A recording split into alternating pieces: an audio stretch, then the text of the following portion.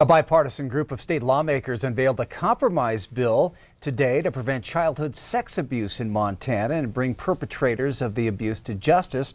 But some advocates for the victims say that bill still doesn't go far enough. MTN chief political reporter Mike Dennison tells us why. The bill touted Wednesday at a Capitol News conference would allow prosecution at any time of those who sexually abuse children, instead of the current limit, which says it must happen within 20 years of the crime. But the bill only slightly expands the current time limits on when a victim of childhood sexual abuse can sue for damages. A separate bill to remove those limits entirely ran into opposition, and the compromise bill will take its place. Democratic State Representative Shane Morageau of Missoula had sponsored the original bill, but said Thursday he'll be carrying the compromise. Ultimately, this bill, it does do a lot to protect the interests of survivors of childhood sex abuse in Montana.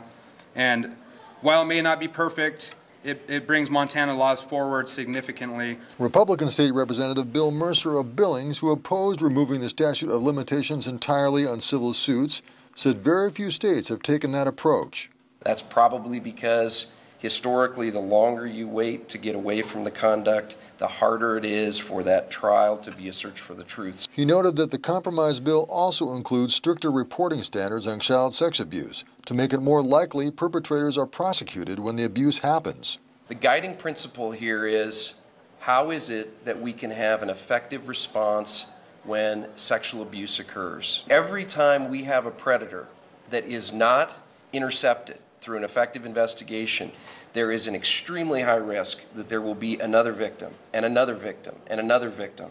Yet the lead attorney for victims abused by a former Miles City athletic trainer told MTN News Thursday that leaving civil lawsuit limitations in place protects only one entity: insurance companies who covered people or institutions that let the abuse happen. John Heenan says the so-called compromise is compromising the rights of victims and that the limits should be removed. But that's not going to happen this legislature.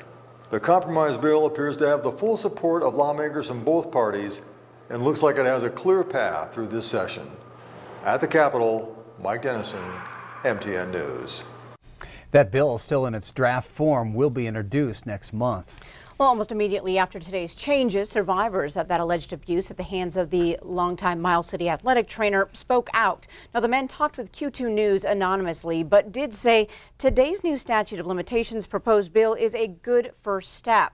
Although the bill does aim to improve sex abuse reporting laws for those seeking a civil suit against their abuser, the Miles City victims tell us they were hoping for a full repeal of the current civil legislation.